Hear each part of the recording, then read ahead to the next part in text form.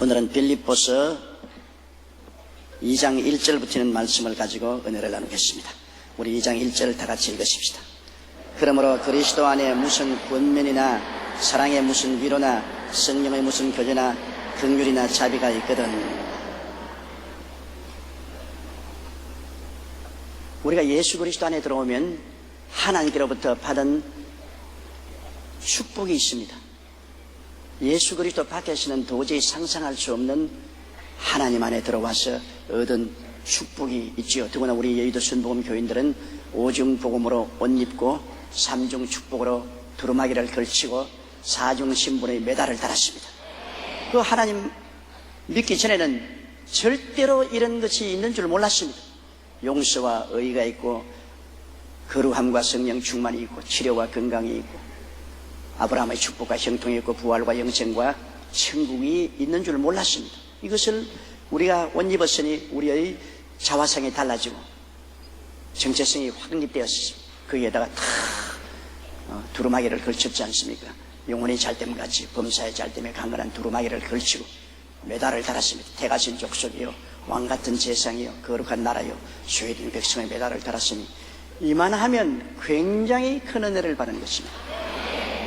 그리스도 안에서 우리가 이런 은혜를 받았기 때문에 이 은혜를 가지고 우리는 서로 권면하는 것입니다. 권면한다는 것은 서로 약해질 때 용기를 주는 것이 권면입니다. 이만한 그리스도의 은혜를 받고 복을 받은 사람은 우리가 살면서 안 믿는 사람은 믿도록 권면하고 믿는 사람은 믿음이 약해지면 강하도록 권면을 하는 것입니다. 우리가 서로 권면하는 것이 굉장한 도움을 받습니다. 옛날 시골에 어느 도시의 전차에 사람이 치였어요. 그랬는데 이 사람이 사람 살리라고 고함을 치고 사람들은 모였는데 전차를 옮길 수가 없고 기중기가 와야 됩니다. 시간이 걸립니다. 이 사람은 정신차량증에 걸릴 정도입니다. 그런데 한 젊은이가 뛰어 전차 밑에 들어가더니만 이 사람의 머리 밑에 자기 팔을 비게 하고 난 다음 그 사람 귀에 속삭입니다. 너 안 죽어. 내가 너와 같이 있어. 절대로 안 죽어. 곧장 기중기가 올 테니까 전차를 드러내면 너는 살아날 수 있어. 그러므로 담대하라. 힘을 내라. 끊임없이 귀에 대고 속삭입니다. 그러니까 이 절망에 처하여 좌절한 사람이 용기를 얻고 견디는 동안에 기중기가 와서 전차를 들고 전차 밑에서 건져냄을 받았습니다. 만일 친구가 와서 팔을 베게 하고 그에게 용기를 북돋아 주지 않으시면 이 사람은 정신적으로 기절하고 그로 말미암아 생명을 잃을 수도 있는 것입니다. 사람이 어려움을 당했을 때 옆에 와서 용기를 주고 희망을 주고 격려를 주고 권면을 해주는 것은 가물의 메마른 땅에 단비를 내리는 것과 같습니다. 그렇기 때문에 사람이 혼자서 인생을 살 수 없는 이유가 그인 것입니다. 서로 함께 뭉쳐서 서로 도와주는 것입니다. 추울 때는 어떻습니까? 추울 때는 서로 옹기종기 모여서 몸을 함께 합치면 서로 온기가 전달되어서 서로 살지 않아요. 산다싱이 한 말 있지 않습니까? TBS에 복음을 증거를 가는데 눈이 너무 와서 눈에 푹푹 빠지면서 지나가는데 사람들이 장사꾼하고 함께 가다 보니까 한 사람이 얼어서 거의 죽게 되어 있었습니다. 그래서 산다싱이 우리 이 사람 같이 업고 동리까지 내려가자. 다른 사람이 우리도 살기 힘든데 왜 그 사람을 업고 가느냐고. 다른 사람들은 다 그냥 지나갔습니다. 산다싱은 이 사람을 들쳐 업고 얼마나 힘이 드는지 땀을 뻘뻘 흘리며 낑낑거리며 동리 근처에 가다 보니까 앞에 간 사람은 다 얼어서 죽어서 뻣뻣해 있더랍니다. 산다싱은 이 사람을 걸머쥐고 가는 바람에 땀을 흘려서 자기도 살고 그 몸에 온기를 받아서 얼었던 사람도 녹아서 살고 서로 살게 됐습니다. 사람은 서로 도와야 살게끔 되어 있습니다. 제일 중요한 것이 가장 가까운 친구가 가장 가까운 사람이 서로 권면하면 그 권면이 굉장히 힘이 되죠. 내가 이야기를 들어보니까 어떤 부부가 싸움이 크게 일어났습니다. 부인이 교회에 너무 열심히 나간다고 남편이 당장 집에 있는 것 전부 다 가방에 넣어서 가라! 떠나가라! 부인이 떠나가지. 나 떠나갈 거야. 그러지만 큰 가방을 하나 탁 내서 응접실에 내놓지만 당신 여기 들어가. 나는 다른 거 가져갈 필요 없어. 당신만 담아서 가면 될 거야. 남편이 하도 가짜나서 끌끌끌 웃다가 생각하니까 그래도 어떻게 되었든 나를 제일 저렇게 중요하게 생각하니까 에라, 가방에 들어가지 말고 도로 데리고 살아야 되겠다. 그 가방 도로 치워! 그랬단 말이 있습니다. 이 세상에 가장 도움을 줄 수 있는 사람이 아내에게는 남편이요, 남편에게는 아내인 것입니다. 바가지 끓는다고 자꾸 말하는데 사람들이 바가지 끓지 마라, 바가지. 요사이 바가지가 어디 있어요? 바가지 끓는다는 말은 옛날에 시골에 여러분 플라스틱 그릇이 없을 때는 전부 바가지를 가지고서 물을 퍼고 무엇을 담았지 않습니까? 지붕 위에 이렇게 박는 쿨이 올라가서 그 박이 열리면은 그 박을 톱으로 타서 속에 있는 것을 걷어냅니다. 그 속에 있는 걷어내서 나물로 해먹으면 맛이 있어요. 그런데 그 바가지를 그냥만 안 돼요. 쪄야 돼요. 쪄가지고서 그 다음에는 햇빛에 말리기 전에 또 밀어야 돼요. 밀면 껍질이 벗겨지고 반질반질해지면 햇빛이 말리면 쭈글쭈글안합니다. 좋은 바가지가 되어요. 그 바가지를 한두 해 쓰면은 바가지 안에 여러 가지 불순물들이 묻어가지고서 시커멓게 되는 것입니다. 바가지가 시커멓게 돼요. 그러면 부인들이 이 바가지를 가지고 우물가에 가서 속에 있는 것을 긁어냅니다. 싹싹싹싹싹싹 긁어내는 소리가 나요. 그 바가지 끓는다고 합니다. 바가지 끓는다. 그래서 집에 와서 남편에게 잔소리하는 것을 바가지 끓는 소리 한다고 합니다. 부인들이 바가지를 끓으니까. 그런데 그 바가지 끓는 것이 반드시 나쁘지 않은 것입니다. 바가지 끓는다는 의미는 속에 불순물들을 끌어내어서 깨끗하게 만든다. 그러니까 남편에게 잘못한 것이 보이기 때문에 자꾸 말로서 긁어낸다는 것입니다. 깨끗하게 긁어낸다. 듣기 싫지만은 나중에 세월이 지나가 보면 약이 되는 것입니다. 우리는 서로 이 세상은 사람인 자 이렇게 된 것처럼 서로 도와주면서 살아야지 혼자서는 서지 못합니다. 이렇기 때문에 그리스도 안에서 우리는 서로 다 의지하고 살아야 됩니다. 아유, 저거는 교회 안 나오면 좋겠다. 저거는 그냥 천당에 안 가면 좋겠다. 그런 게 아니고 좋은 사람이나 나쁜 사람이나 다 함께 모여서 살게 되는 것입니다. 함께 모여서 살아서 서로 도움이 되게 만들어 놓은 것입니다. 교회에 속속한다는 것이 얼마나 좋지 않아요? 얼마 전에 제게 편지가 왔는데 교회를 나가지 않고 가정집에서 몇 사람이 모여 주일날 예배를 드리는데 그래도 괜찮습니까? 그래서 내가 절대로 안 된다. 왜? 교회는 예수 그리스도의 몸이다.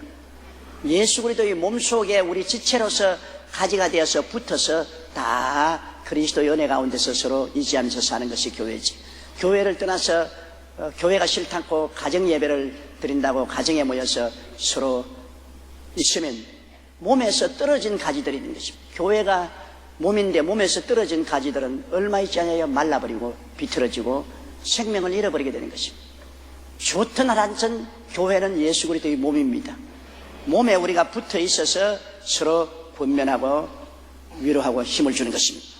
그러므로 그리스도 예수 안에 무슨 권면이 있든지 우리는 서로 권면을 해야 되는 것입니다. 서로 용기를 주고 힘을 줘야지. 권면하지 않고 비평하는 사람이 많습니다. 자꾸 남을 핥히고 못 살게 굴고 먹칠을 하고 짓밟는 사람이 있는데 이것은 절대로 안 됩니다. 그리스도 안에서 남을 낙심시켜서는 안 돼요. 다른 사람에게 허물을 덮어주고 치료해주고 다독거려주고 힘을 주어야죠. 그러므로 주님께서는 그리스도 안에서 주님의 은혜를 받은 그 풍성한 은혜를 가지고 무슨 일이든지 어려움이 있으면 권면하고 사랑의 미선 위로나 사랑의 위로, 사랑하는 손길로서 위로해 주는 건 얼마나 좋습니까? 저는 늘 그것을 기억합니다. 어릴 때 내가 동네 아들하고 싸워서 얻어맞고 울고 오면 어머니가 부엌에서 뛰어나와가지고 앞치마로 내 눈물 콧물 닦아주고 머리를 싸두면서 괜찮다 괜찮다, 내가 나중에 걔를 혼내줄 테니까 울지 마라, 괜찮다. 그러면 그 어머니의 손길이 얼마나 위로가 되고 치료가 되는지 몰라요. 사랑의 위로입니다. 우리가 어려울 때 친구들이 찾아와서 같이 힘을 주고 기도해주고 용기를 주면 굉장히 힘이 되지 않아요? 병원에 아플 때 사람이 친구가 찾아와서 손잡고 사랑으로 기도해주면 굉장한 치료의 효과가 있지 않습니까? 사람은 몸만 병드는 것이 아니라 마음이 상처를 입고 마음도 병이 드는 것입니다. 몸에 병드는 것이 눈에 보이지만은 마음에 병드는 것은 안 보이잖아요. 안 보이지만은 굉장히 그 상처가 아프고 고통스럽습니다. 그것은 사랑의 위로를 가지고서 고침을 받을 수 있는 것입니다. 마음의 고통은 사랑의 위로를 가지고 고침을 받을 수 있어요. 그러므로 우리는 전부 자기 이기주의로 써서 내게만 관심을 기울이십시오. 나만 보십시오. 나만 보십시오. 그렇게만 안 돼요. 우리는 그리스도의 은혜와 사랑을 받았으므로 내가 사랑의 위로로서 이웃을 치료해 줄 수 있으면 기도와 말씀을 통하여 최선을 다해서 치료를 해줘야 되는 것입니다. 그러면 너도 살고 나도 사는 것이죠. 남이야 뭐 죽든 말든 나는 상관이 없다. 남을 비평이나 하고 무관심하고 지나가는 것은 제사장이나 레위인과 같습니다. 강도 맞는 사람을 포도주를 붓고 기름을 바르고 옷을 찧어서 붕대를 만들어 감싸주고 짐승에 태워서 주막집에 가서 돌보아주는 것은 좋은 이웃이요 사랑으로서 은혜를 베푸는 것입니다. 그러므로 사랑의 위로가 굉장히 필요합니다. 대개 부부간에 서로 살다가 이혼하는 이유는 사랑의 위로가 없기 때문인 것입니다. 모두 다 위로가 필요하거든요. 인간이 이 세상에 살면서 고통한다는 사람이 누가 있습니까? 남편은 아내의 위로가 굉장히 필요합니다. 생존 경쟁에서 허덕이면서 굉장히 마음의 고통과 괴로움을 겪습니다. 높은 사람은 높은 사람대로 마음의 고통스럽고 낮은 사람은 낮은 사람대로 마음의 고통스럽습니다. 매일매일 마음에 굉장한 스트레스를 받고 집에 돌아옵니다. 집에 돌아오는 것은 집에서 아내와 자식들이 있어서 위로를 받을 수가 있습니다. 사랑의 위로를 받으면 스트레스에서 해방되고 고침을 받을 수 있는데 집에 돌아오면 더 무서운 스트레스가 기다리고 있습니다. 요사이 문제가 그겁니다. 전부 텔레비에서 현실이 아닌 가상적인 이야기만 보는 아내. 매일 텔레비를 보니까 도저히 상상할 수 없은 말지 잘 먹고 잘 입고 잘 살고 해외여행도 다니고 일방적으로 과도하게 사치하는 그 생활을 보고 난 다음에 점점 아내의 눈앞에 남편이 못나 보입니다. 외수하게 보이고 못나 보이니까 집에 돌아오면 당장 남편에게 대해서 위로의 말을 하지 않고 비평과 평론하죠. 그러면 바깥에서 상처 입은 사람이 집에도 들어와서 상처를 입고 위로를 받지 못하면은 결국에는 조그마한 일에도 크게 싸움이 번지고 가정이 깨지게 되는 것입니다. 부인도 역시 한 가지죠. 부인도 집안에서 집안일 보고 애들 시닥거리 하는데 생활도 어렵고 하면 굉장히 마음에 스트레스가 쌓이잖아요. 스트레스를 누구에게 위로받을 수 있습니까? 남편에게 위로받을 수 있죠. 그러므로 남편과 아내가 최선을 다해서 상대를 위로하려고 힘을 써야 됩니다. 예수 그리스도를 믿지 않은 사람은 그런 힘이 없지만 예수 믿는 사람은 십자가 앞에서 기도함으로 성령의 위로를 미리 마음에 받아가지고서 하나님의 은혜로서 상대를 위로해 줘야 되는 거죠. 아내는 남편을 위로하고 남편은 아내를 위로하고 요사이 성적 위주의 사회에서 애들이 공부한다고 얼마나 스트레스 받습니까? 애들도 위로해 주고. 그래서 우리의 모든 삶이 위로가 넘쳐나야 서로 살아갈 수 있습니다. 서로 물고 찢으면 다 죽어버리고 말아요. 그럼 부부간에 되거나 물고 찢지 말아야 돼요. 어찌한지 내가 위로해 주겠다는 생각으로 꽉 들어차야 되는 것입니다. 어찌한지 위로해 줘야 되겠다. 어떤 가정에 남편이 아주 술망댕이에요. 그러면서 한 말이 자기 친구들에게 자랑합니다. 우리 마누라는 예수 믿고 교회 열심히 나가지만은 그러나 나는 이렇게 술을 먹고 야단 법석을 해도 나를 잘 이해하고 감싸준다. 다른 예수쟁이 마누라들은 남편을 보고 불평하고 원망하지만은 우리 마누라는 나를 굉장히 사랑하고 돌봐준다. 따라와보라. 그 술이 거나하게 취해가지고서 술 친구들을 저녁에 확 데리고 오니까 온 집안이 떠들썩하고 야단입니다. 술 친구 데려오는 것 좋아할 부인 아무도 없어요. 더구나 밤에.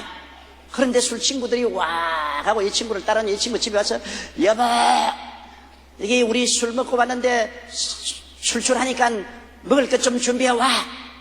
부인이 생글생글 웃으면서 아이고 술을 먹고 얼마나 몸을 상했냐 얼마나 속이 쓰리겠냐 그러면서 당장 가서 맛있는 국을 끓이고 맛있는 음식을 만들어서 술 친구들에게 다 대접하니까 이 사람이 눈을 찡긋찡하면서 봐라 내가 그렇게 안 하더냐 우리 마누라는 내가 교회도 안 나오고 술 먹고 이렇게 와도 나를 이렇게 사랑하고 대접을 해준다니까 1등 마누라야 1등 마누라. 그래서 그 술 친구들이 너무 감동을 했어요. 감동을 해서 그 부인에게 물었습니다. 어떻게 술을 먹고 더구나 술 친구까지 데리고 왔는데도 이렇게 친절하게 사랑을 베풀고 맛있는 음식을 만들어주고 대접을 해줍니까? 그러니까 원래 우리 두 사람은 다 예수 안 믿었어요. 우리 두 사람 다 죄인으로 세상을 따라서 살았는데 나는 그동안에 예수 그리스도의 복음을 받아들이고 구원을 받고 천국 백성이 되었어요. 근데 우리 남편은 아무리 믿으라 해도 예수를 안 믿어요. 그래서 내가 보기에는 번년에 지옥 갈 것이기 때문에 세상에 있을 동안에나 잘 살아보라고. 어찌하든지 저처럼 지옥 갈 것이니까 세상에서조차도 좀 잘 살아 못 보고 가면 너무나 불쌍하지 않느냐. 그래서 내가 마음속에 쾌치 않아도 기왕 지옥 갈 거 오늘 잘 돌봐줘야지. 그리고 열심으로 사랑으로 돌봐준답니다. 그렇게 말했다는 이야기를 들었습니다. 저거는 그런 마음이라도 묵으니까 좋지 않아요. 기왕 지옥 갈 사람 세상에서나 좀 잘 돌봐주세요. 그래서 나중에 그 남편이 크게 감동을 받고 회개해서 예수를 믿게 되고 나중에는 그 부인보다 더 잘 믿게 되었다는 이야기를 들었습니다. 사랑이 그 마음을 감동시키는 것입니다. 그러므로 예수 안에서만 하나님을 믿기 때문에 하나님의 은혜를 받았기 때문에 우리가 권면도 할 수 있고 사랑의 위로도 할 수 있습니다. 성령의 무슨 교제나 하는데 성령의 은혜는 교제입니다. 여러분 성령은 코이노니아입니다. 성령 받았다고 해서 나 혼자 거룩 아닙니다. 성령은 우리가 하나님과 교제하게 하고 이웃과 교제하게 만들어주는 것입니다. 성령을 통하여 우리는 뭘 합니까? 찬송을 할 수 있잖아요. 성령을 통해서 예배를 드리고 성령을 통해서 말씀을 증거하고 성령이 오면은 하늘나라의 영광을 우리 속에 가져오는 것입니다. 사랑과 희락과 화평과 오래 참음과 자비와 양성과 충성과 온유와 절제 같은 열매를 가지고서 이웃과 교제하는 것입니다. 성령이 오면 훈훈한 은혜를 가지고서 성령의 은혜로 교제한다. 사람이 후덕하여 온기가 나는 사람이 있고 어떤 사람은 찬바람이 쌩쌩 나는 사람이 있습니다. 찬바람이 쌩쌩 나는 사람 곁에는 갈 수가 없어요.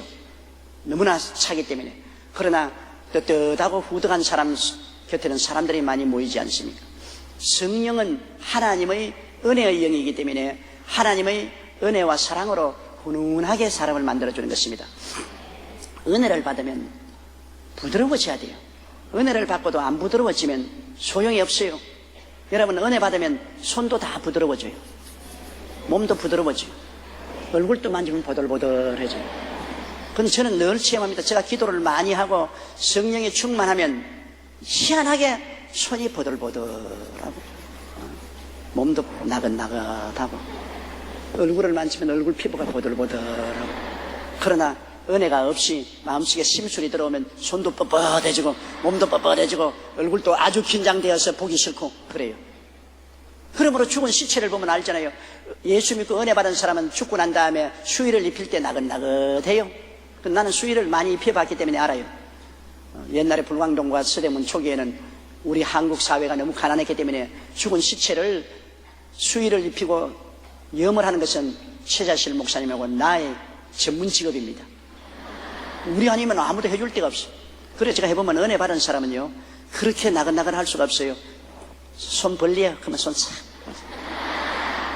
다리 올려 그러면 다리 싹, 그리고 어디 얼굴 한번 보자 그러면 싹 웃고 있어요. 은혜인 사람은 웃고 있어요. 죽어도. 그런데 가족들이 다 아이고 우리 아버지 천당 갔지요, 우리 어머니 천당 갔지요. 그런데 할래나 그러면 그러면 물어볼 때가 땡기면 빡빡빡 그래요. 근육이 굳어졌어요. 옷 입히기가 얼마나 힘들죠. 그 얼굴 한번 보자. 눈을 감겨놓으면 또 뜨고 감겨놓으면 눈 감아 그냥 감아.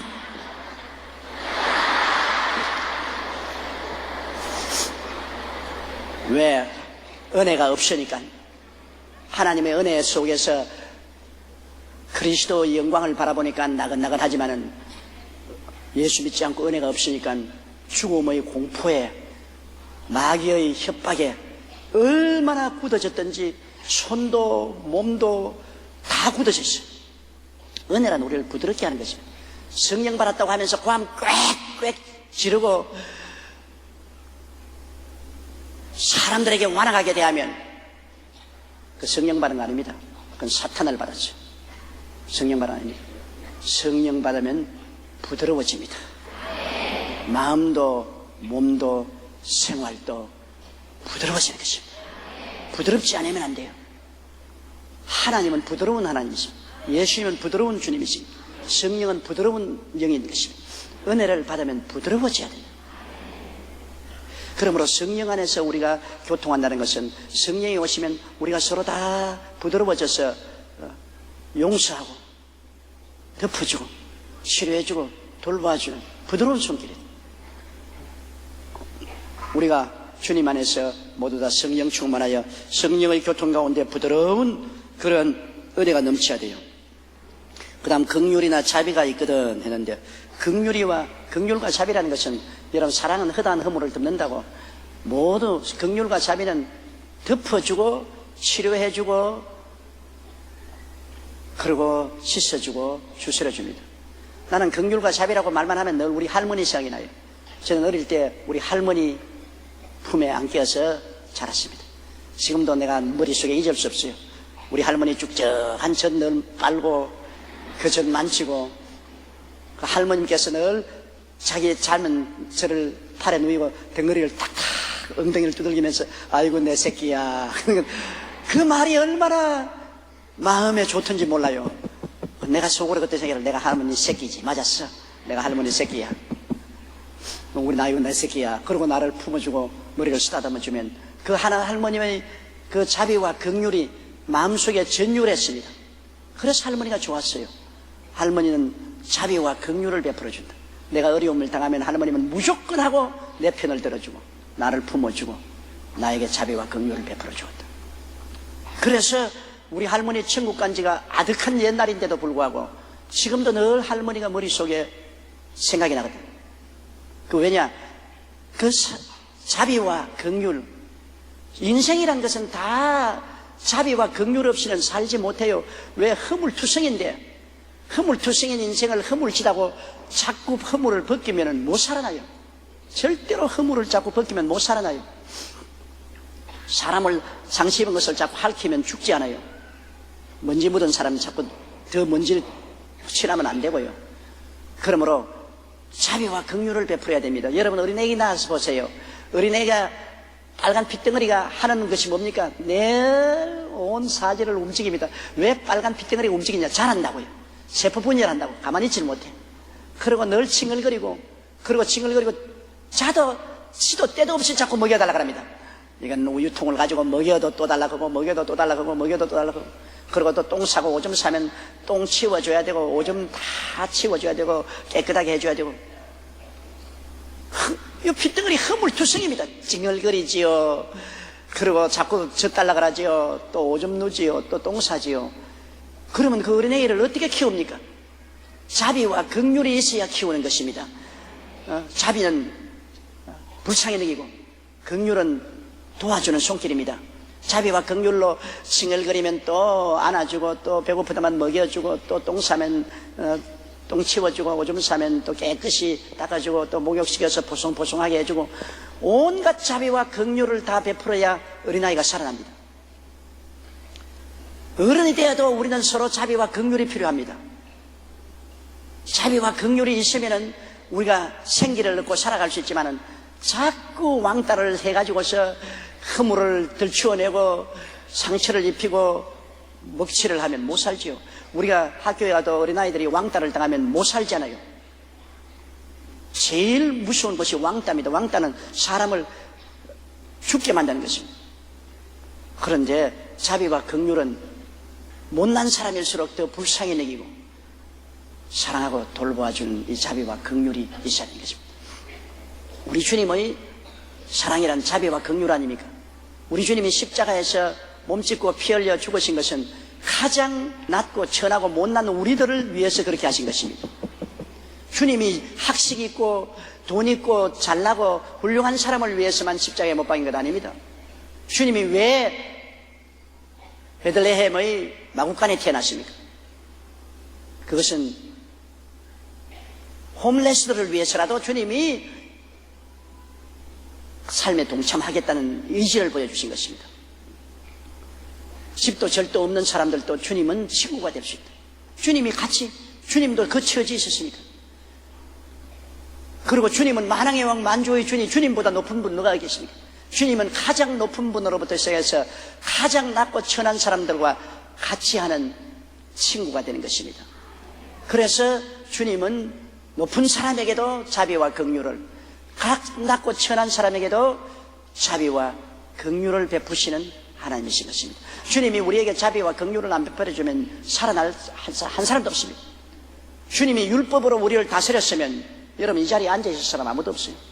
모든 사람이 죄를 범하였으니 하나님의 영광에 이르지 못합니다. 죄를 짓지 않은 의인은 한 사람도 없습니다. 의인은 없나니 하나도 없습니다. 죄로서 다스린다면 모든 인생은 다 멸망입니다. 우리의 수양이나 도덕이나 노력으로 죄를 처치할 수 없습니다. 예수님이 우리를 끌어안고 주님께서 하나님 앞에 당신이 심판을 다 받으면서 우리를 끌어안고 주님이 심판을 받았습니다. 그 찢어진 몸과 흘리신 피로 우리의 죄를 용서하시고 우리를 의롭다 하시고 하나님 영광에 참여하게 만들어주셨습니다. 여러분이 자격이 있어 있는 게 아니라 예수님이 여러분을 옷 입고 하나님 앞에 서는 것입니다. 주님이 여러분을 옷 입고 서서 여러분을 옷 입고 여러분 대신에 십자가에 못 박여 몸짓고 피 흘려서 여러분 죄를 청천하시고 부활해서도 여러분을 옷 입고 주님이 하나님 앞에 서기 때문에 하나님이 예수님 보시고 우리를 받아주시는 것입니다. 예수님 보시고 받아주는 것이지 우리 보고 하나님 받아주는 것 아니에요. 예수 없이는 하나님 앞에 얼씬도 할 수 없습니다. 예수님의 그 자비와 긍휼이 너무나 큰데 내가 하나님 앞에 그리스도를 통해서 긍휼이나 자비를 받았으면 우리도 항상 자비와 긍휼의 눈으로 이웃을 보아야 되는 것입니다. 자비와 긍휼로서 보지 않으면 안 돼요. 율법적으로 여러분 인생을 살면은 절대로 화평이 있을 수가 없습니다. 가장 자비와 긍휼로 살아야 될 것은 가족입니다. 가족은 무조건 하고 자비와 긍휼이 필요합니다. 남편은 아내와 자식들을 자비와 긍휼로 보아야 되고 또 아내는 남편을 자비와 긍휼로 보아야 됩니다. 자비와 긍휼이 우리를 치료시켜 주시는 것입니다. 2절요. 마음을 같이하여 같은 사랑을 가지고 뜻을 합하여 한 마음을 품으라. 마음을 같이한다. 뜻을 합하여 한 마음이 된다. 서로 다 다르지만은 하나가 될 수 있는 길이 예수님의 사랑입니다. 우리 얼굴이 다 다르잖아요. 우리 성도 다르고 이름도 다르고 우리의 태어난 날짜와 시간도 다르고 자라온 환경도 다르고 교육도 다르고 성격도 다르고 다 달라요. 이렇게 다양한 사람이 어디에서 하나가 될 수 있습니까? 예수님의 사랑 안에서 하나가 될 수가 있는 것입니다.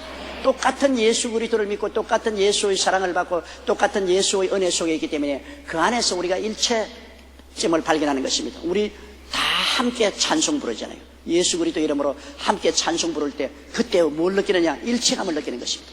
똑같은 찬송을 불러요. 똑같은 찬송. 그리고 우리가 다 같이 기도할 때 일체감을 느껴요. 우리 주 예수 그리스도 이름으로 하나님께 다 기도하는 일체감을 느껴요. 그리고 우리가 헌금 드릴 때 다 같이 주님 사업을 위해서 그리스도 앞에서 물질을 드린다. 일체감을 느껴요. 우리가 다 다르지만은 그리스도 안에서 하나가 된다. Unity in variety라고 영어로 말할 수 있는데 우리가 사람이 같아서 하나가 되는 것이 아닙니다. 다 다르면서도 일체가 될 수 있다. 다 다르면서 어디에서? 예수님의 사랑 가운데서 하나가 될 수 있다. 사랑으로. 부부도 한 가지입니다. 부부가 엄청나게 다르죠. 여러분 남자가 여자 볼 때 너무너무 이해 불가능하다고.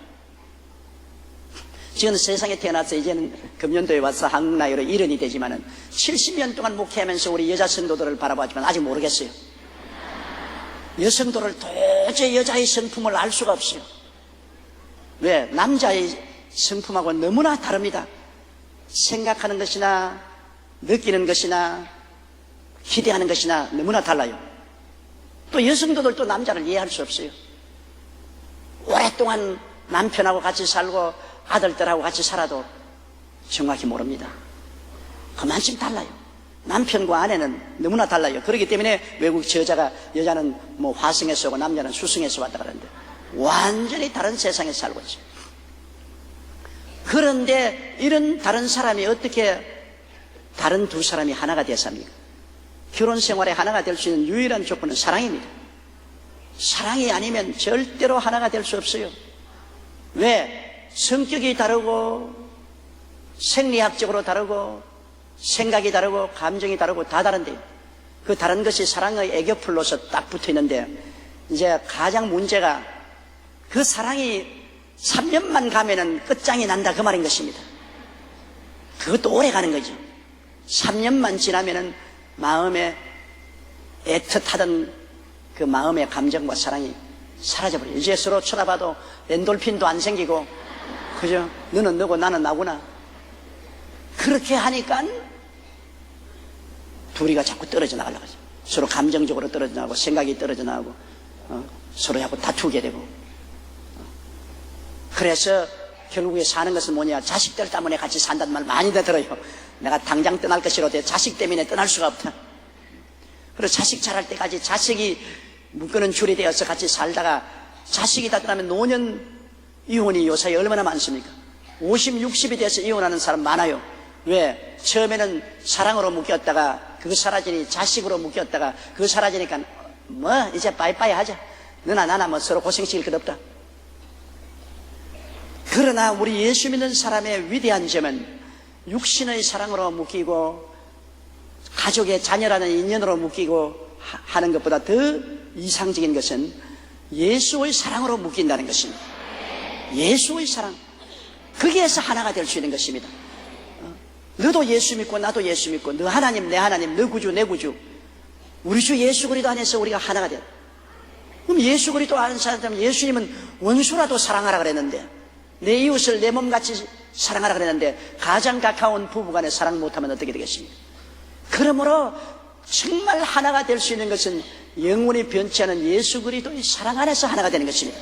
뭐 다른 모든 인연이 다 떠나가도 그리스도의 사랑 가운데서는 하나가 돼요. 예수님 안에서 한 찬송 부르고 한 성경 읽고 한 주님께 기도하고 그 얼마나 하나로 뭉치는 힘이 되는 것입니다. 예수 그리스도를 믿기 때문에 국제회의에 가보면 미국 사람, 영국 사람, 독일 사람, 아프리카 사람, 동남아 사람 온갖 사람이 다 모여도 마음이 하나가 돼요. 말도 다르고 피부 색깔도 다르고 문화도 다르고 다 다른데 뭐가 하나 같았냐? 마음속에 한 하나님, 한 예수 그리스도, 한 성경, 한 예배 딱 하나가 돼요. 저는 세계 하나님의 성회 총회장을 8년 동안 했기 때문에 온 세계 대표들이 다 모여 있습니다. 다 달라요. 다 달라도 어디에서 하나 되느냐? 예수 그리스도와 아버지 하나님과 성경에서 하나가 되버린 것입니다. 한 성경을 읽고 한 예수님을 믿고 한 아버지를 찬미하고 같이 예배드리고 하나가 되버려요. 그것보다 강하게 묶는 힘이 이 세상에는 없습니다. 그렇기 때문에 여러분 우리가 예수님을 꼭 믿고 가정도 세워야 되고 또 예수 믿고 우리가 모든 것에 서로 협력을 하면 하나로 뭉쳐나갈 수가 있는 것입니다. 그래서 바울 선생이 성령 안에서 원하는 것은 마음을 같이하여 사랑을 하고 같은 사랑을 가지고 뜻을 합하여 한 마음 품으라. 마음을 같이 한 마음을 품으라. 이게 하나님 성령이 원하는 마귀가 오면은 샅샅이 다 흩어놓습니다. 시골에 가면 여러분 닭을 키우면 제일 조심해야 될 것은 채소밭에 채소를 막 심어 놓았는데 닭이 가서 막 싹싹싹싹싹 채소밭에 닭 들어가면 뭐 채소밭 엉망입니다. 다 끌어가지고 있습니다. 그렇기 때문에 시골에서는 채소밭에 닭이 못 들어가게 울타리를 단단히 만들어 놓는 것은 닭은 들어가면 다 해쳐버린 것입니다. 이 교회도 닭마귀가 들어오면 다 해쳐버려 그냥 싹싹싹싹싹싹. 그러나 성령 오시면 훈훈한 은혜로서 부드러운 마음으로 하나 되게 만듭니다. 성령은 어찌한지 하나 되게 서로 하나로 뭉치는 성령은 한 사랑 안에서 한 마음 한 뜻이 되게 하는 것이 성령의 역사입니다. 그리고 마귀의 역사는 오면 해치는 것입니다. 두 사람도 같이 못 있게 해치는 것입니다. 그렇기 때문에 성령 운동하는 교회, 성령이 역사하면 교회가 분열되지 않습니다. 여러 가지 다 다르지만은 그리스도 안에서 하나 되도록 훈훈한 은혜와 사랑으로 품어주지만은 성령의 역사를 하지 않으면 조그만 일이 생기면 사회단체와 같이 그냥 서로 의견이 달라서 충돌하고 대결하고 찢어지는 것입니다. 3절요. 아무 일에든지 다툼이나 허영으로 하지 말고 오직 겸손한 마음으로 각각 자기보다 남을 낮게 여기고. 왜 다툼이 생깁니까? 양보하지 않기 때문에. 서로 조금씩 이해를 하고 양보를 하면은 안 다툴 수가 있는데, 이해하고 양보하려고 하지 않고 내 주장만 하는. 그래서 여러분 싸움하는 데 가보십시오. 고함 소리가 높은 사람이 이긴다고 생각하고 처음에 잔잔하게 시작한 싸움이 자꾸 목소리가 커집니다. 부부간의 싸움도 제일 처음에는 오손도손 싸웁니다.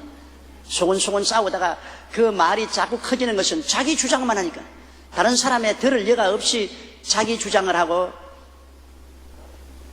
자기 욕망만 채우려고 하기 때문에, 그러므로 다투죠. 이해와 동정과 사랑이라는 것은 굉장히 힘이 드는 것입니다.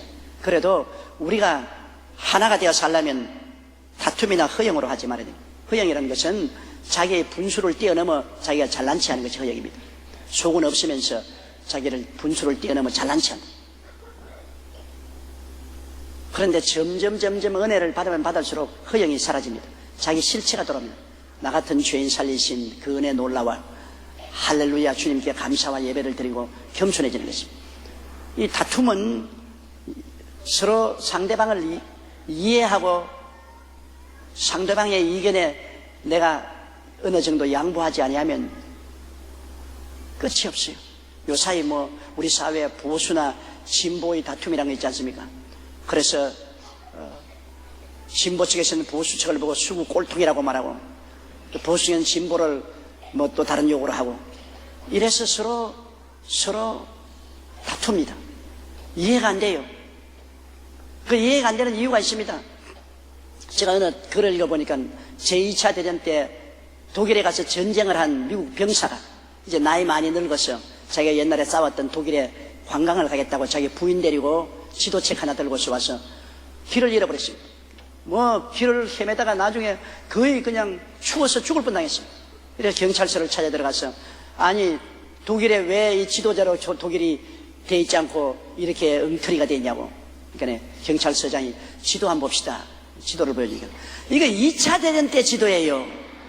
지금 새로운 독일은 그때 이후로 복귀해서 지도가 달라졌어요. 옛날 지도 가지고서 독일을 못 찾아댕겨요. 새로운 지도책을 가지고 독일을 찾았어요.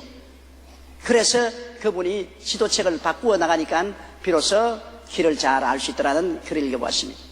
문제는 보수라는 사람, 진보라는 사람이 왜 서로 대결되느냐. 보수라는 사람은 옛날 지도를 가지고 살고, 진보라는 사람은 요사이 지도를 가지고 살아요. 조용기 목사 같은 사람은 옛날 지도가 머릿속에 그려져 있어요. 그럼 옛날 지도, 우리는 6.25 사변 날 때 경험한 그 지도책을 가지고 있어요. 6.25 때 공산군이 침범에 들어와서 온 독리가 불타고 수많은 사람이 학살당하고 하는 공산주의 정권이란 무시무시한 양민을 학살하고 고통을 가져온 집단이다. 지도책에 딱 그렇게 되어 있어요. 그리고 미국은 우리가 고통당할 때 와서 5만 명의 사상자를 내면서 우리를 공산주의 침략에서 지켜주고, 우리에게 신발도 옷도 내복도 그리고 밀가루도 알람미도 전부 미국 원조를 통해서 살았다. 그 지도책에 기록되어 있어요. 우리는 그 옛날 지도책이 머리에 꽉 들어있기 때문에 북한 말만 하면 너희들이 언제 우리 죽이려고 그랬지. 요사이도 피난 가는 꿈을 저는 꾸고 있으니까요. 종종 피난 가는 꿈을 꾸고 있습니다. 그만큼 큰 충격의 옛날 지도를 가지고서 우리는 현재 살고 있어요. 북한 경계해야지. 미국 너무나 은혜 베풀고 좋은 나라다.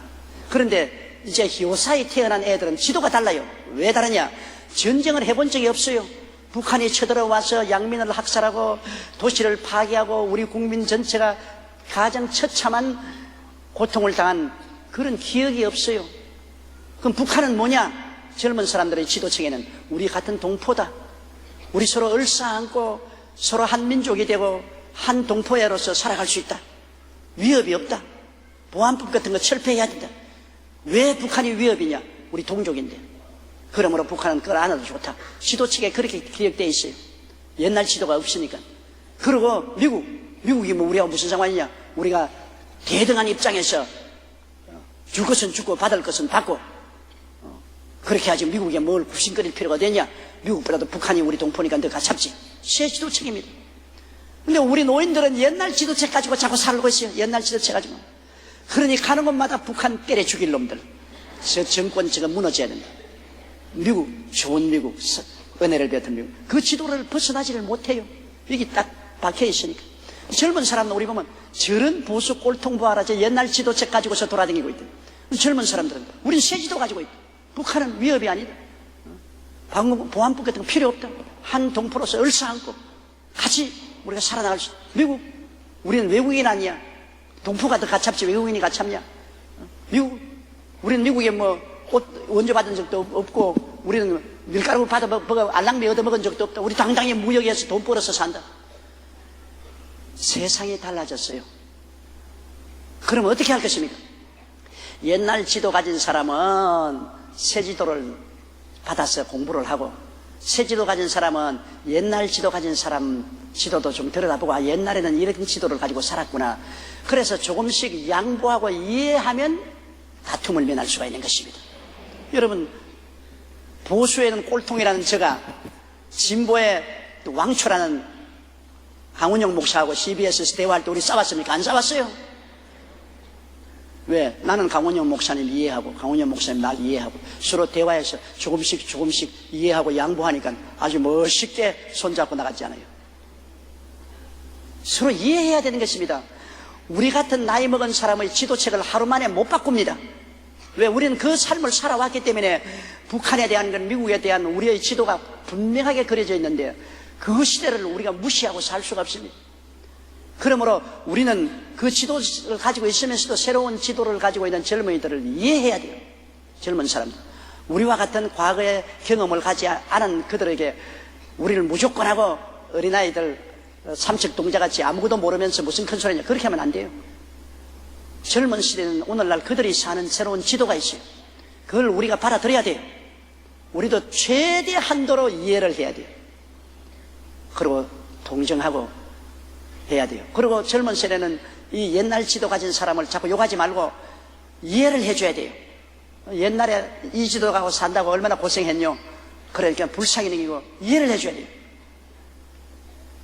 그래가지고 서로 조금씩 이해하고 서로 양보할 것 양보하고 그렇게 돼서 살아야 돼요.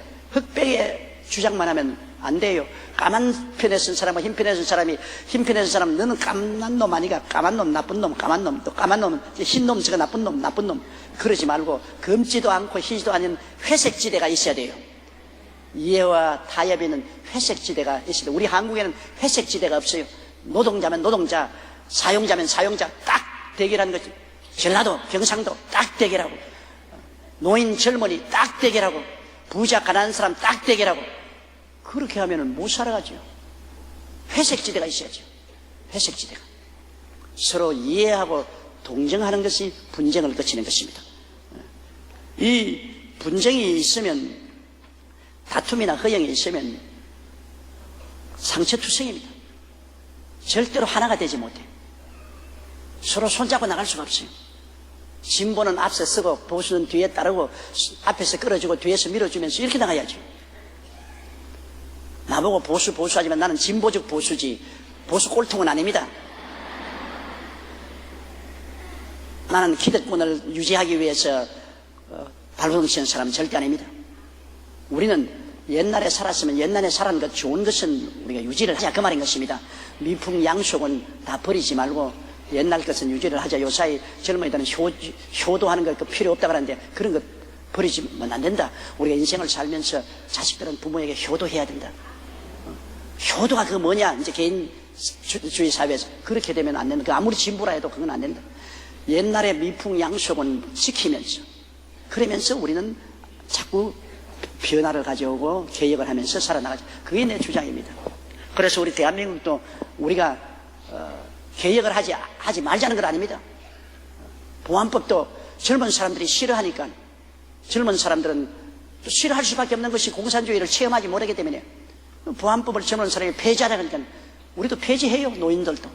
난 폐지하자 그럽니다. 그러나 우리 노인들이 불안한 노인들이 많으니까 불안한 부모 형제들을 생각해서라도 대체법을 세우자. 보안법은 없애버리고 대체법을 세우면 서로 이해하고 동정하고 화해해서 살아갈 수가 있지 않느냐. 그와 같이 서로 조금씩 양보하면 돼요. 양보하면 돼요. 내 주장대로 살면 안 돼요. 어떻게 이 천하가 내 세상만 삽니까? 다른 사람하고 살지 않아요. 내 주장만 하면 안 돼요. 대한민국이 노인들 것만 아니고 젊은이들 것만 아니잖아요. 노인도 대한민국 사람이고 젊은이도 대한민국 사람이고 함께 살아야죠. 너희들은 다 사라져라. 우리만 살겠다. 60 넘은 사람들은 뇌신경세포가 잘못됐다. 그럼 자기 아버지는 60된 사람 아니고 자기 어머니는 60된 사람 없습니까? 부모 없는 자식이 어디 있어요? 부모라는 전통에 뿌리해서 자식이 있지 않습니까? 그렇게 막가파식으로 나가면 안 돼요. 막가파는 절단가파요. 막가파는 안 돼요. 그러므로 아무 일이든지 개인 문제, 가정 문제, 자녀 문제, 사회 문제, 국가 문제 무슨 일이든지 다투나 내 주장만 하고 다투지 마라. 대화와 화해를 가지고 나가자. 우리 노무현 대통령께서도 이 신년에는 대화와 화해를 가지고 나가겠다고 선언했지 않습니까? 그래 한국에 희망이 있다고 내가 말했죠. 대통령께서 앞서서 대화와 화해를 가지고 나가겠다. 일방적으로 나가지 않겠다. 국민 전체를 다 어우려서 나가겠다. 그래서 우리 한국에 희망이 있는 것입니다. 무슨 일인지 서로 자기 주장만 하지 말고 이해하고 양보하며 허영으로 하지 말고 실체가 없는 허영이 사람 잡습니다. 여러분. 돈 월급 한 달에 100만 원 받는 사람이 허영에 들 때 가지고서 150만 원 생활을 하면은 어떻게 됩니까? 박살나죠. 자기가 있는 실력만큼 살아야죠. 허영에 들 때면 얼마 있지 않냐요? 박살나고 마는 것입니다.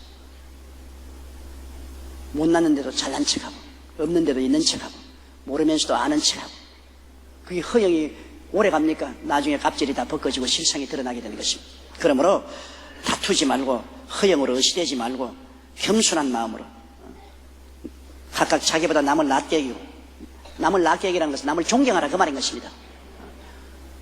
나보다 돈도 없는 사람 보고 나보다 돈이 많은 사람으로 알고서 똑같이 헌금 내라 그래야 하는 말이 아니고 남을 존경하라.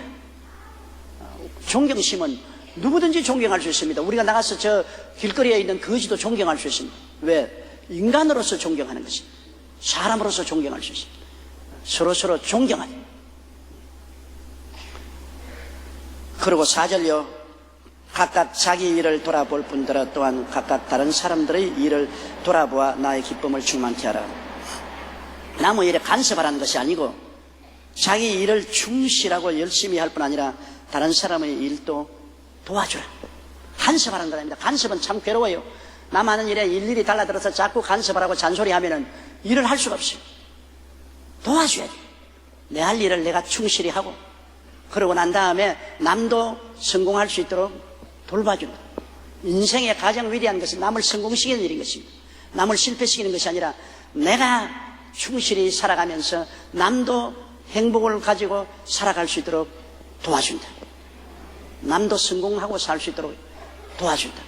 그것이 바로 이 성경이 말한 것처럼 내 일을 할 뿐 아니라 다른 사람 일도 돌봐줘. 다른 사람 하는 것을 자꾸 간섭을 해가지고서 고통을 주는 일은 안 됩니다. 서로 도와줘. 사람이란 서로 도와줘. 자기 혼자 여러분 인생에 성공한 사람 아무도 없습니다. 남을 도와줘. 저는 요사이 가만히 저희 47년간 목회 생활을 돌아볼 때 나에게 결정적으로 도움을 베풀어 준 것이 고 최하실 목사님입니다. 최하실 목사님이 없었으면 저는 어림도 없어요. 제가 신학을 졸업하고 23살에 목회에 들어갔는데 23살짜리가 뭘 알아요?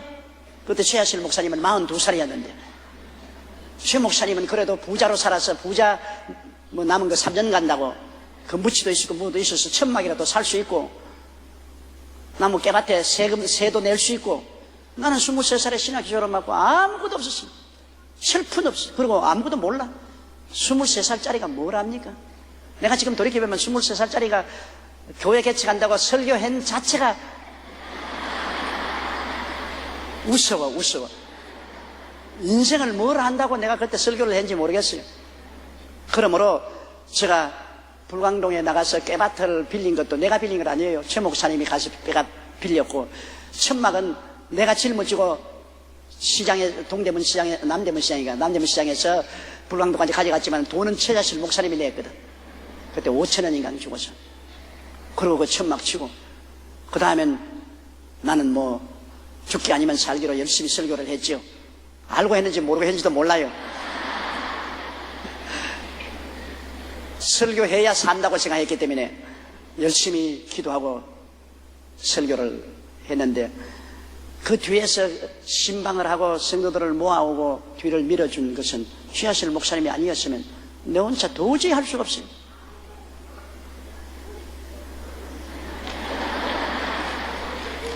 그런데 그때 내 젊은 사람이 내 혼자 신방을 어떻게 다닙니까? 그래도 최하실 목사님하고 같이 신방을 다니니까 내가 대접을 받았지. 그때는 내 보기에는 최하실 목사님이 할머니 같았는데 이제 보니까 참 젊었어. 내가 23살이니까 최하실 목사님이 42살이니까 우리 어머니가 43살이니 어머니보다 1살 작았어. 내 보기에는 할머니 같이 보였어. 그 할머니하고 같이 다니니까 신방도 좋고 좋더라고요. 그래서 불광동에서 그 도움 때문에 내가 불광동에 개척을 하고 일어설 수 있었고, 그 다음에는 존 허스턴 목사님 네 분을 잊을 수가 없어요. 그분이 아프리카 선교사로 있다가 한국으로 와가지고서 우리 불광동에 같이 와서 나와 같이 일하자 그래서 같이 일을 했는데, 그분이 내 손잡고 이끌어서 서대문으로 나온 겁니다. 내가 무슨 돈이 있어 서대문으로 나옵니까? 깨밭에 천막 친 사람이 무슨 서대문으로 나올 돈이 있어요? 그때 서대문 나오는데 필요한 돈이 한 100만 불 되는데 요사이 우리 한국 돈으로 한 10억 가까이 됐어요. 그때 10억이면 난 죽었다 깨어나도 10억을 구경도 할 수 없어요. 그런데 허스턴 목사님이 미국에서 나와가지고 샘 토드 목사님이란 부흥사하고 협조해가지고서 미국에서 돈을 모아가지고서 서대문에 와서 땅을 사고 서대문 부흥회관을 짓고 난 다음에 나보고서 불광동에서 서대문으로 가자고 그랬어요. 나는 안 가려고 그랬어요. 난 불광동에서 여기서 그냥 목회하겠다니까 그러지 마라. 서대문으로 가자. 그래서 허스턴 목사님 손을 잡고서 끌려 나왔기 때문에 서대문으로 나온 겁니다. 그 도움 아니면 어림도 없어요. 내가 그래서 허스턴 목사님의 그 은혜를 잊지 못해서 제가 만날 때마다 요사이도 만날 때마다 용돈 주고 늘 고맙다고 내가 인사하고 허스턴 목사님 위해서 기도도 많이 하고, 그렇게 하는 이유가 그때 그 사랑을 바라기 때문입니다. 그 다음에 우리 많은 성도들의 눈물의 기도와 헌금을 통해서 그 힘을 가지고 이 여의도 나왔지 않습니까? 어떻게 감히 여의도로 나옵니까? 지금 우리 한국 교회 중에 가장 1등 지대에 와 있지 않습니까? 바로 국회의사당 앞에 이렇게 1등 지대가 되어 있습니다. 그런데 아이러니컬하게도 그때는 가장 내버린 땅이었습니다. 이게 여의도 개발해서 아무도 안 들어와서 서울시장이 저를 만나가지고서 여기 제발 돈도 안 줘도 좋으니까 먼저 좀 들어와 달라고 사정하던 땅입니다. 그런 것이 지금은 1등지가 됐지 않습니까? 그 우리 성도들의 수많은 기도와 눈물과 노력 때문에 나오게 되지 않습니까? 그러므로 혼자서 인생을 사는 사람이 누가 있습니까? 혼자 날 좀 보소 내가 이렇게 해서 그런 거 없습니다. 전부 수많은 사람이 앞에서 끌어주고 뒤에서 밀어서 우리가 이 땅에 살게 된 것입니다. 부모님의 사랑, 선생님의 사랑, 친구의 사랑, 이웃의 사랑, 여러 사람이 서로 끌어주고 밀어줌으로 오늘날 우리가 되었기 때문에 우리가 교만할 것 아무도 없어요. 교만하면 자기가 잘났을 것 아무도 없어요. 모든 일은 첫째 하나님이 우리를 불러주셨고 그 다음에는 이웃이 우리를 도와주어서 왔기 때문에 우리도 서로 도와줘야 되는 것입니다. 자기 일을 충실히 할 뿐 아니라 이웃의 일을 돌보아 주어서 앞에서 끌어주고 뒤에서 밀어야지 남 가는 길을 발을 걸어서 넘어지게 하고 못 살게 만드는 그런 일은 절대 안 되는 것입니다. 여러분, 이 세상에서 과학적으로 증명된 사실이지만은 마음이 온유한 자가 잘되고 축복을 받습니다. 성경에도 마음이 온유한 자가 복이 있나니 땅을 기업으로 얻을 것입니다. 또 시편 37편에는 온유한 자는 풍부한 화평으로 즐기리라고 있는 것입니다. 그러나 행악자를 인하여 불평하지 말며 불의를 행하는 자를 투기하지 말지어다. 저희는 풀같이 속히 배임을 넣을 것이며 풀은 채소같이 세안할 것입니다. 행악을 하고 불의를 행하는 사람이 잘 될 줄 알아도 반드시 얼마 있지 않으면 망합니다. 행악하고 불의를 행하는 사람은 나중에 없어지는데 자세히 살펴봐도 안 보입니다. 그러나 온유한 사람, 정직한 사람, 마음이 착한 사람이 바보 같지만은 오늘 과학적으로도 보면 그런 사람들이 생명도 오래 산다고 증명되어 있는 것입니다.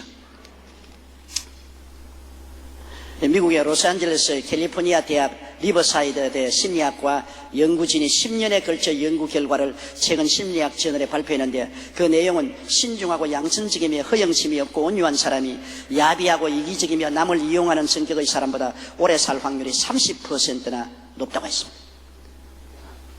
허영이 있고 이기주의고 싸움 잘하고 남을 핥히고 괴롭히는 행악자 불의한 자는 온유한 사람, 오른뺨을 치면 왼뺨 돌려대고 겉옷을 달라면 속옷까지 내어주고 오리를 가지면 심리를 끌려가는 바보 같은 사람 같지만은 이 사람들이 저 악한 사람보다 30%나 더 오래 산다는 것입니다.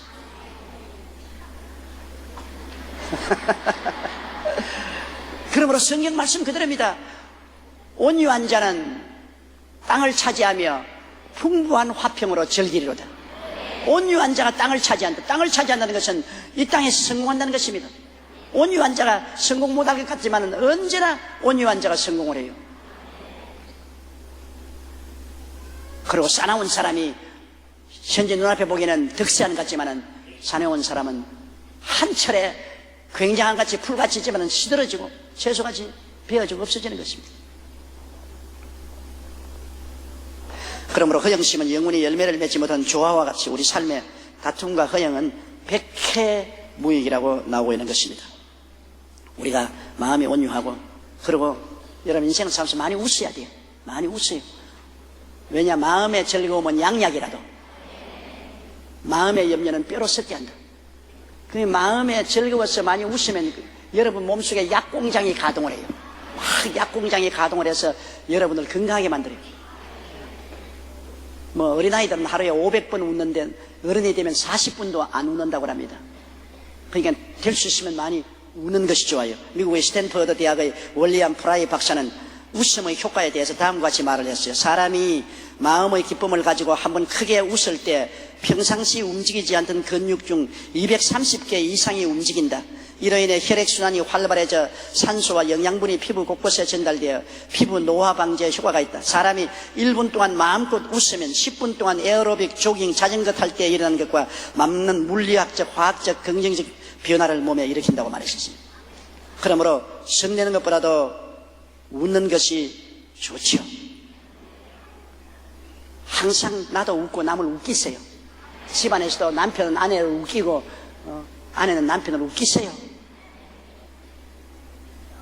불평 원망 탄식하는 것보다도 웃는 것이 제일 좋습니다.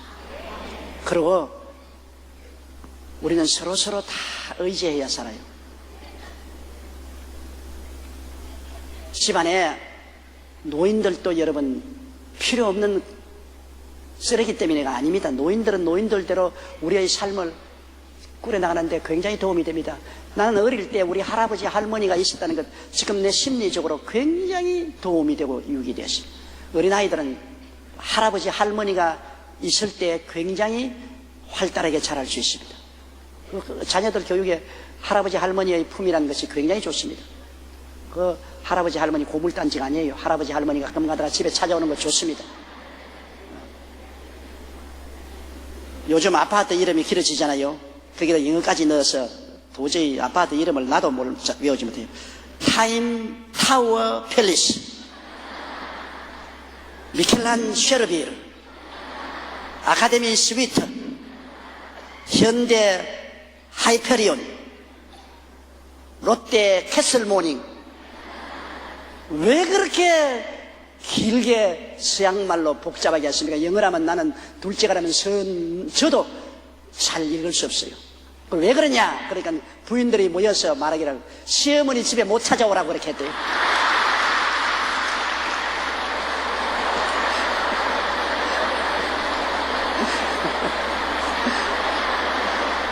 아니, 나도 못 찾아가야 되는데 시어머니가 어떻게 찾아가요? 지금 시어머니 오기 쉽도록 개나리, 장미꽃, 잠자리, 무궁화, 그렇게 해서 얼마나 좋겠어요.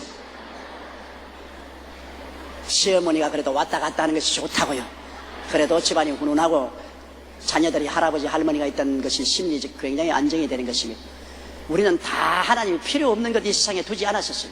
하나님이 전부 다 필요해서 서로 도와주면서 인생을 살겠다는 것을 알게 되시기를 주님 이름으로 축복합니다.